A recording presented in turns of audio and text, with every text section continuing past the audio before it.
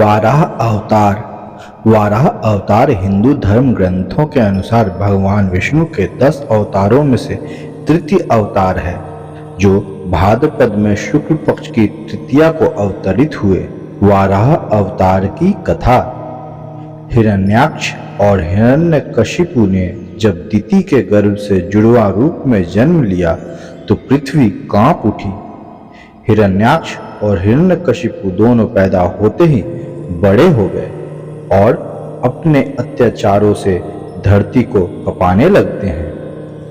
यद्यपि हिरण्याक्ष और हिरण्यकशिपु दोनों बलवान थे, किंतु फिर भी उन्हें संतोष नहीं था।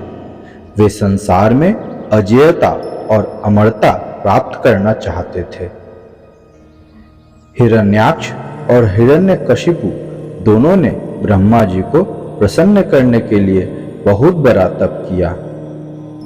उनके तप से ब्रह्मा जी प्रसन्न हुए। ब्रह्मा जी से अजेयता और अमरता का वरदान पाकर हिरण्याक्ष उद्दंड और स्वेच्छाचारी बन गया। वह तीनों लोकों में अपने को सर्वश्रेष्ठ मानने लगा। हिरण्याक्ष ने गर्वित होकर तीनों लोकों को जीतने का विचार किया। वह हाथ में गदा लेकर इंद्रलोक में जा पहुंचा। देवताओं को जब उसके पहुंचने की खबर मिली तो वे भयभीत होकर इंद्रलोक से भाग गए। देखते ही देखते समस्त इंद्रलोक पर हिरण्याक्ष का अधिकार स्थापित हो गया।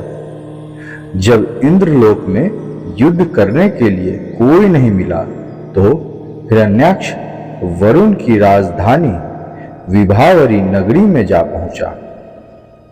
वरुण ने बड़े शांत भाव से कहा, तुम महान योद्धा और शूरवीर हो। तुमसे युद्ध करने के लिए मेरे पास शौर्य कहाँ? तीनों लोकों में भगवान विष्णु को छोड़कर कोई भी ऐसा नहीं है जो तुमसे युद्ध कर सके। अतः उन्हीं के पास जाओ, वे ही तुम्हारी युद्ध पिपासा शांत करेंगे। वरुण का कथन सुनकर हिरण्याक्ष भगवान विष्णु की खोज में समुद्र के नीचे रसातल में जा पहुंचा।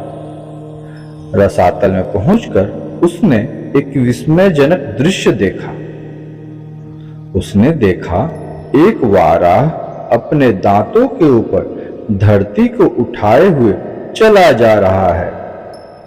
हिरण्याक्ष वराह को लक्ष्य करके बोल उठा, तुम अवश्य ही भगवान विष्णु हो। धरती को रसातल से कहां लिए जा रहे हो? यह धरती तो दैत्यों के उपभोग की वस्तु है, इसे रख दो।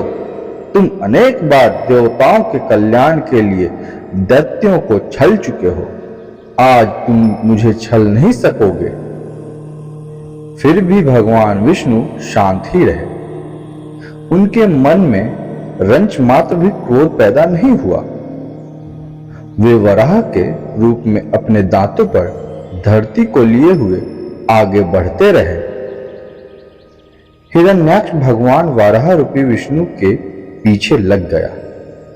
उन्होंने रसातल से बाहर निकलकर धरती को समुद्र के ऊपर स्थापित कर दिया। हिरण्याक्ष उनके पीछे लगा हुआ था, अपने वचन बाणों से उनके हृदय को वेध रहा था। भगवान विष्णु ने धरती को स्थापित करने के पश्चात हिरण्याक्ष की ओर ध्यान दिया।